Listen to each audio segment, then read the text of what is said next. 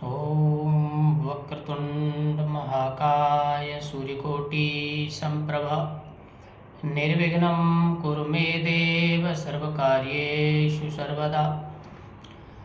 ॐ सीतानाथसमारम्भां रामानन्दार्यमध्यमाम् अस्मदाचार्यपर्यन्तां श्रीवन्दे गुरुपरम्पराम्।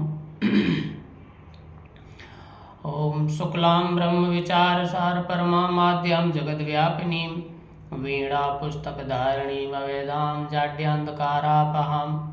ॐ हस्ते स्फाटिकमालिकां विदधती पद्मासने संस्थितां वन्दे त्वां परमेश्वरीं भगवतीं बुद्धिप्रदां शारदाम्।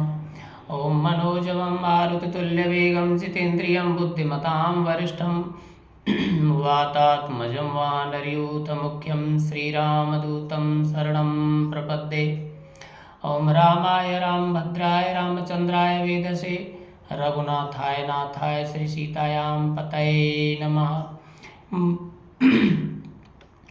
कर्पूरगौरं करुणावतारं संसारसारं भुजगेन्द्रहारं सदा वसन्तं हृदयारविन्दे भवं भवानी सहितं नमामि।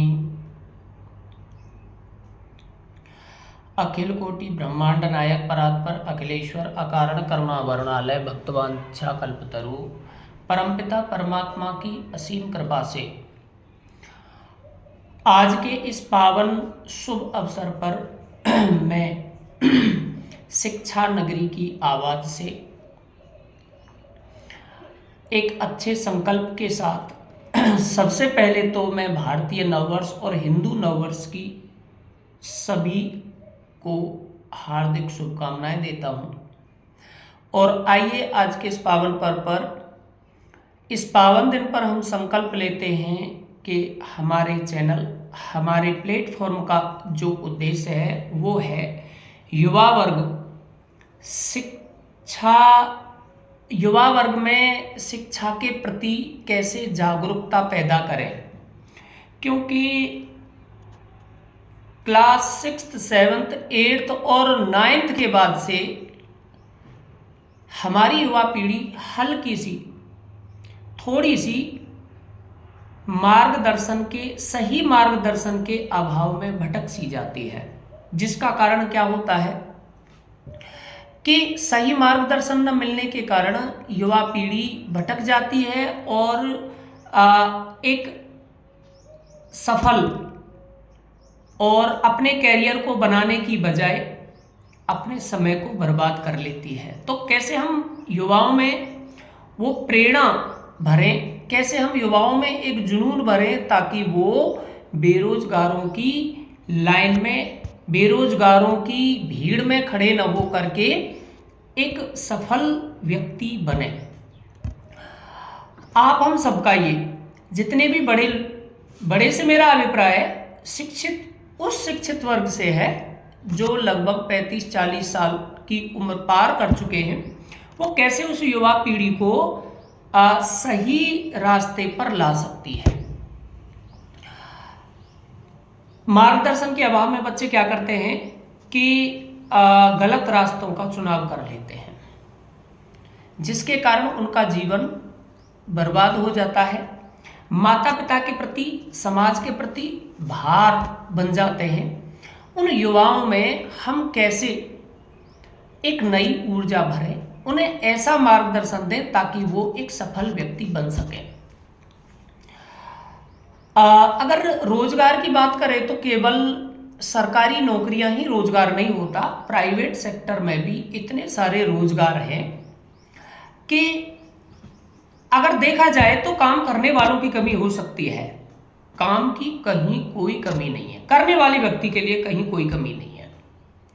मैं हजारों नहीं लाखों ऐसे उदाहरण आपके सामने प्रस्तुत कर सकता हूं कि सरकारी व्यक्ति से 10 गुनी आर्थिक रूप से मजबूती जो प्राइवेट सेक्टर में काम करते हैं उनकी देखी जाती है। उसका कारण ये है कि केवल सरकारी नौकरी ही रोजगार नहीं है, प्राइवेट सेक्टर में भी बहुत सारे अनगिनत इतने अवसर हैं कि आज लोगों की कमी है, रोजगार की कमी नहीं है।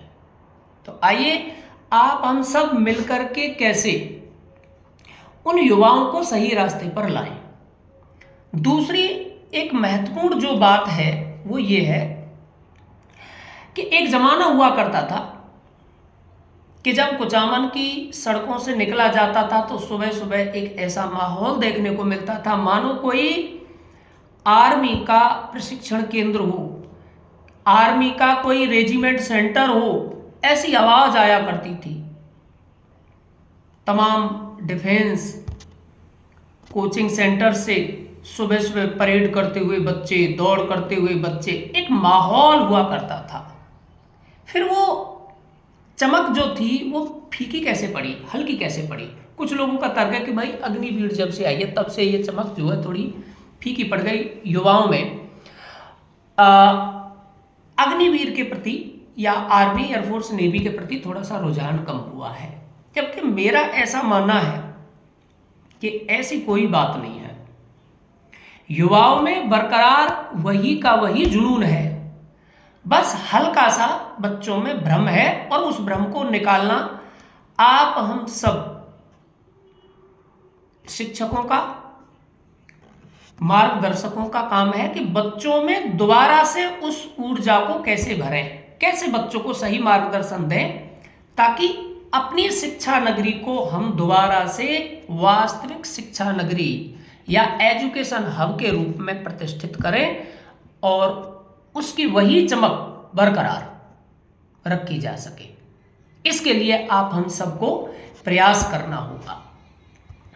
इसमें अगर एक नज़र डाली जाए या मैं यूं कहूं कि एक नज़र में अगर बात कही जाए तो आज कुचामन सिटी में school, college, coaching centre, college में भी नर्सिंग, फार्मेसी और बीएड कॉलेज, इसके साथ साथ ही डिफेंस एकेडमी इतनी सारी हैं कि आज भी युवाओं को कुचामन छोड़ करके या आसपास के क्षेत्र के सभी बच्चों को कुचामन छोड़कर बाहर भटकने की आवश्यकता नहीं है। कुचामन में बहुत कुछ भरा पड़ा है। आप नीट की तैयारी कर लो, AIEEE, JEE की तैयारी कर लो, किसी भी स्तर पर जांच लो, परख लो, कुचामन कहीं से कम नहीं है। हर क्षेत्र में अपनी महत्वपूर्ण और अग्रणी भूमिका निभा रहा है।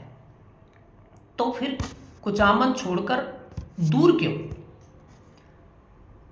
अब माना कि कुछ प्रतिशत लोग या चंद लोग ऐसे हो सकते हैं, आर्थिक रूप से इतने मजबूत हो सकते हैं कि वो कई लाखों रुपए खर्च करके बच्चों को बाहर भेज सकते हैं।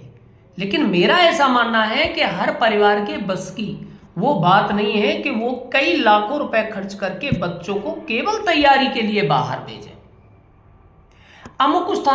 अमुक स्थान पर भेज दिया जाएगा तो बच्चे सफल हो जाएंगे, जबकि ये 100% गारंटी नहीं है।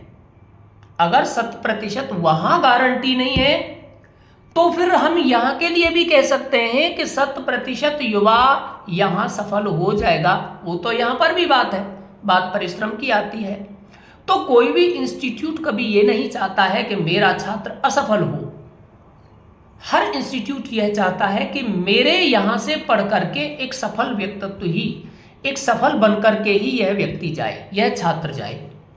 तो फिर कुचामन क्यों नहीं? तो आइए आप हम सब मिल करके आज के इस पावन पर्व पर, आज के इस पावन दिन पर हम सभी संकल्प लेते हैं। आप हम सभी कुचामनवासी का मतलब मोस्टली शिक्षक वर्ग, mostly school, college, defence, coaching centre, सभी संकल्प लें कि हम दोबारा से चंद दिनों में कुचामन की उस चमक को लाएं, बल्कि उस चमक को नहीं, उससे 10 गुनी चमक लाने का प्रयास करें। यह केवल शिक्षा नगरी की आवाज का संकल्प नहीं, यह संकल्प समस्त शैक्षणिक संस्थानों का बने। इन्हीं अच्छी भावनाओं के साथ एक बार पुनः हिंदू नववर्ष, भारतीय नववर्ष की सभी को बहुत बहुत शुभकामनाएं। जय हिंद, जय भारत।